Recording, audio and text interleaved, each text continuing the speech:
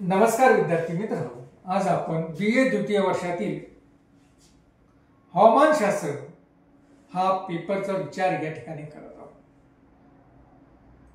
हवामानशास्त्रातील एक महत्त्वपूर्ण घटक आर्द्रता, या आर्द्रतेचा उल्लेख आपण मागील तासापासून करत आहोत। आर्द्रतेचा अभ्यास आपण मागील तासापासून करत आहोत। आर्द्रता म्हणजे काय तर हवेमध्ये असणारं बाष्पाचं अस्तित्व यालाच आपण आर्द्रता असं म्हटलेलं आहे। म्हणजेच हवेमध्ये असणारं बाष्पाचं प्रमाण म्हणजेच आर्द्रता होय असं आपण या ठिकाणी त्याला म्हणतो। मग या ठिकाणी आपण जर बघितलं तर आपल्याला असं दिसतं की आर्द्रतेचे देखील वेगवेगळे प्रकार पडतात।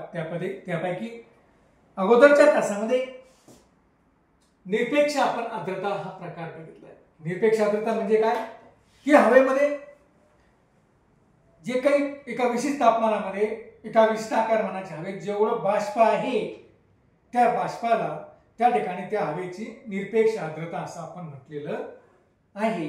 म्हणजेच हवेमध्ये जेवढं बाष्प असेल तेवढं बाष्प म्हणजे त्या हवेची निरपेक्ष आर्द्रता होय।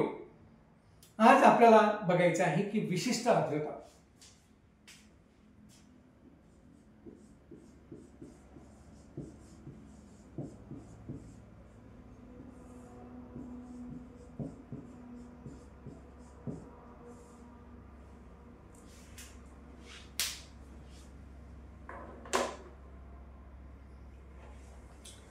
विशिष्ट वजनाच्या हवेत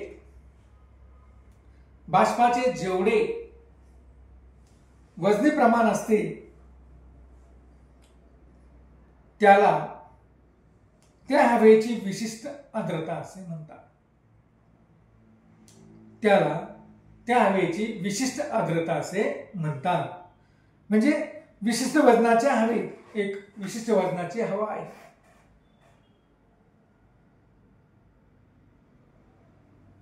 त्या हवेमध्ये बाष्पाचे जेवढे वजनी प्रमाण असते, साधारणतः 1000 ग्राम वजनी हवेमध्ये 1000 ग्राम वजनी हवा आहे।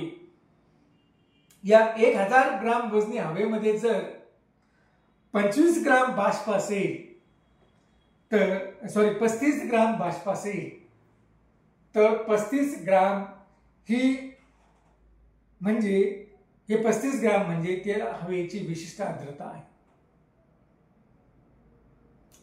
याचा अर्थ काय की एक विशिष्ट वजनाची आपण हवा घेतली, एक विशिष्ट वजनाची 1000 ग्राम वजनाची हवा घेतली आणि 1000 ग्राम वजनाच्या हवेमध्ये जर आपल्याला 35 ग्राम बाष्पाचं प्रमाण दिसलं किंवा प्रमाण 35 ग्राम त्या हवेमध्ये आहे असं आपण म्हटलं तर ते 35 ग्राम ही त्या हवेची विशिष्ट आर्द्रता होय। एक ग्राम वजनाच्या त्या हवेची 35 ग्राम ही त्या हवेची विशिष्ट आर्द्रता होय, कारण त्या हवेमध्ये 35 ग्राम एवढं बाष्प आपल्याला आढळून आलेलं आहे। विशिष्ट वजनाची हवा वर गेल्यास अथवा खाली आल्यास तिचे आकारमान बदलतील। बघा, एक विशिष्ट वजनाची हवा आहे, जर वर गेली तर ती प्रसरण पावते म्हणजे तिचा आकार मोठा होतो आणि ती खाली आली तर ती आकुंचन पावते म्हणजे तिचा आकार लहान होतो। परंतु बाष्पाचे वजन मात्र कमी होत नाही, कारण जे काही बाष्प आहे त्या हवेमध्ये ते सारखंच राहतं। जे काही बाष्प आहे ते सारखं 35 ग्राम असेल तर 35 ग्रामच होतं। साधारणतः 1000 ग्राम वजनी हवा आहे, ती जर वर गेली, ती सध्या 1 घनमीटर हवेमध्ये आहे, ती जर वर गेली तर ती 2 घनमीटर हवेमध्ये ती 2 घनमीटर आकारामध्ये ती येते। मात्र तिथं तिची जी काही आर्द्रता आहे ती आर्द्रता 35 ग्रामच असते आणि खाली आली तरी तेच प्रमाण त्या हवेमध्ये असतं। विशिष्ट आकाराची आणि विशिष्ट तापमानाची हवा वर किंवा खाली गेल्यास तिच्या आकारात व तापमानात बदल होतो। त्यामुळे निरपेक्ष आर्द्रतेमध्ये देखील फरक पडतो.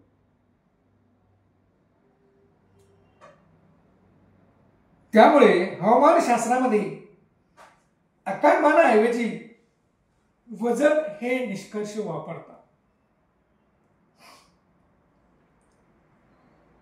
या ठिकाणी विशिष्ट आर्द्रता ही ज्यावेळेस आपण अभ्यासत असतो त्यावेळेस आपण काय म्हटले की विशिष्ट वजनाच्या हवेमध्ये बाष्पाचे जेवढे प्रमाण आहे त्या प्रमाणाला त्या हवेची विशिष्ट आर्द्रता असे म्हणतात. म्हणजे साधारणतः 1000 ग्राम हवा आहे आणि 1000 ग्राम हवेमध्ये जर 35 ग्राम वजनाचं बाष्प आहे तर त्या हवेची आर्द्रता ही 35 ग्राम, त्या हवेची विशिष्ट आर्द्रता ही 35 ग्राम आहे असं आपण म्हणतो. परंतु जर ही हवा वर गेली किंवा खाली आली तर तिचा आकारमान बदलतो. ही 1 ग्राम वजनीच हवा आहे, मात्र ती वर गेली तर ती प्रसरण पावते, तिचा आकार मोठा होतो. ती खाली आली तर तिचा आकार लहान होतो.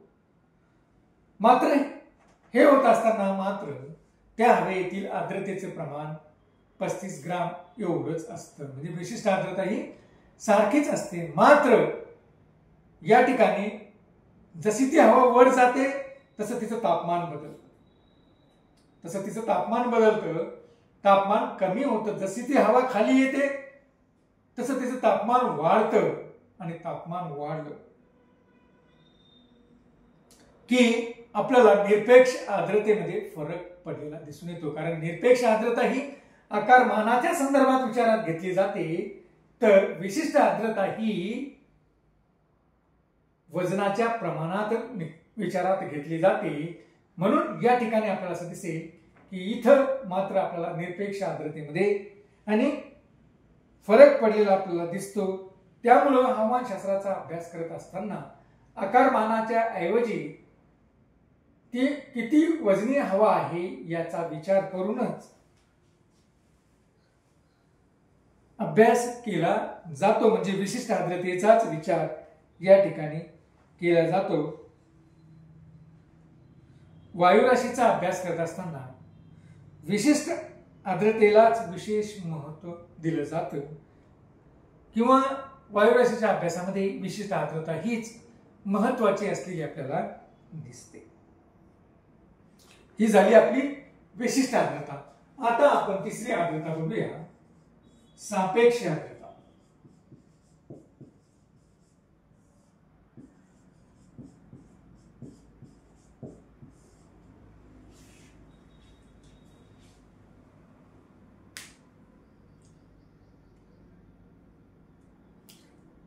सापेक्ष आर्द्रता म्हणजे काय, तर हवेची निरपेक्ष आर्द्रता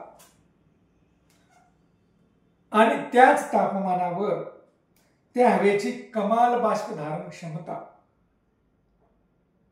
यांच्या गुणोत्तरास सापेक्ष आर्द्रता असे म्हणतात.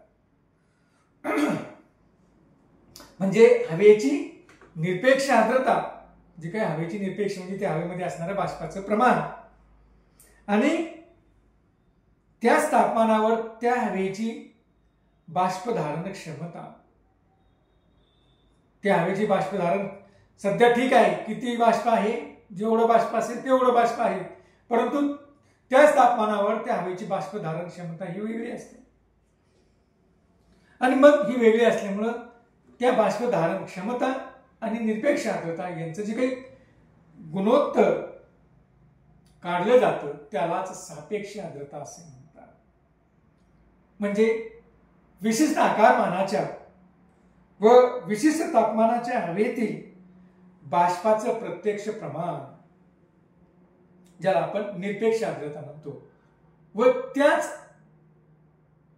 तापमानाच्या व आकारमानाच्या हवेची बाष्पधारण क्षमता व त्याच तापमानाच्या व आकारमानाच्या हवेची बाष्पधारण क्षमता यांच्या गुणोत्तराला सापेक्ष आर्द्रता असे म्हणतात. बघा, एक विशिष्ट आकारमानाची हवा आहे, साधारणतः 1 घनमीटर हवा आहे. 1 घनमीटर आकारमानाची हवा आहे. त्या हवेमध्ये 3 ग्राम एवढं बाष्पाचं प्रमाण आहे. ही झाली त्या हवेची निरपेक्ष आर्द्रता. आता त्याच तापमानावर व त्याच आकारमानामध्ये त्या हवेची बाष्पधारण क्षमता ही 5 ग्राम आहे, परंतु प्रत्यक्षात आहे किती? 3 ग्राम. मात्र त्या हवेची बाष्पधारण क्षमता ही 5 ग्राम आहे. जर 3 भागिले 5 असं जर केलं तर आपल्याला यांचं जे काही गुणोत्तर येईल, गुणिले 100, हे जे काही गुणोत्तर येईल यालाच आपण सापेक्ष आर्द्रता असं म्हणतो. सापेक्ष आर्द्रता ही गुणोत्तराच्या किंवा टक्केवारीच्या साहाय्याने व्यक्त केली जाते. सापेक्ष आर्द्रता काढत असताना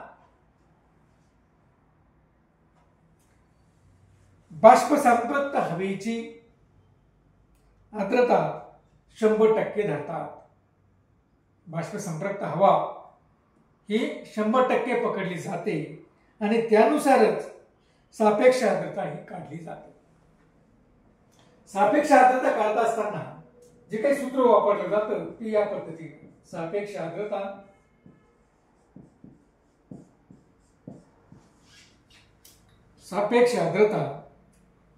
बरोबर निरपेक्ष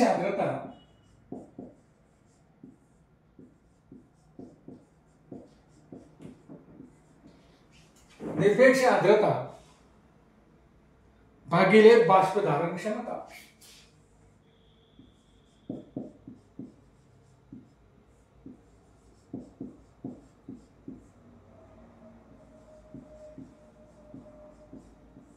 गुणिले 100. कारण 100 का घेतले आपण? आणि ही व्यक्त करत असताना टक्केवारीमध्ये व्यक्त करतात. 100 का घेतलं तर हवेची बाष्पधारण क्षमता ही बाष्प संपृक्त हवेची बाष्पधारण क्षमता ही 100% अशी समजली जाते. म्हणजे बाष्प संपृक्त हवेची आर्द्रता ही 100% समजली जाते. म्हणून या ठिकाणी आपण 100 गुणिले करतो आणि काढत असताना आपण ती टक्केवारीमध्ये काढतो. आणि टक्केवारीमध्ये काढत असताना जर साधारणतः 30 अंश सेंटीग्रेड तापमानाची हवा आहे, ती 1 घनमीटर आहे आणि तिच्यामध्ये जे काही बाष्प आहे ते आहे 19 ग्राम, 19.5 ग्राम एवढं बाष्प त्या हवेमध्ये आहे.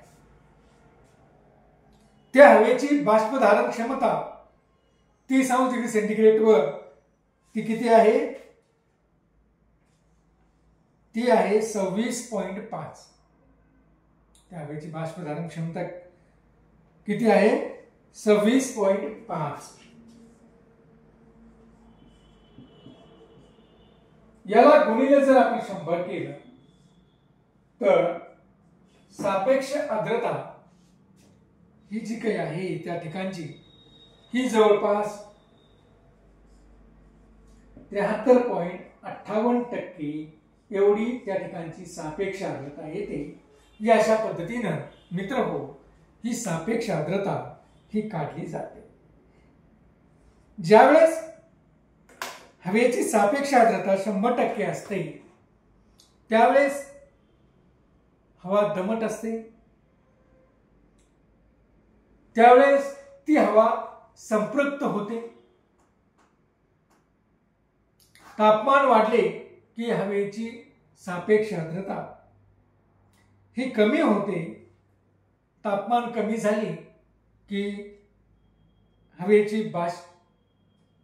तापमान कमी झालं तर त्या ठिकाणी हवेची सापेक्ष आर्द्रता वाढते. तापमान वाढलं की हवेत सापेक्ष आर्द्रता कमी होते आणि हवेची बाष्पधारण क्षमता वाढते. तापमान कमी झालं तर सापेक्ष आर्द्रता कमी होते आणि सापेक्ष आर्द्रता वाढते आणि हवेची बाष्पधारण क्षमता कमी होते. बाष्पात बदल न करता तापमान वाढवत गेल्यास सापेक्ष आर्द्रता ही कमी झालेली आपल्याला दिसून येते. मित्रहो, सापेक्ष आर्द्रतेचं जर आपण वितरण बघितलं तर आपल्याला असं दिसतं की विषुववृत्तीय प्रदेशामध्ये सापेक्ष आर्द्रता ही वर्षभर जास्त असलेली आपल्याला दिसते. ध्रुवाकडे जर आपण गेल्यास सापेक्ष आर्द्रता कमी कमी होत गेलेली आपल्याला दिसून येते. दोन्ही गोलार्धामध्ये 25 ते 35 अंश अक्षवृत्ताच्या दरम्यान सापेक्ष आर्द्रता ही कमी असलेली आपल्याला दिसते.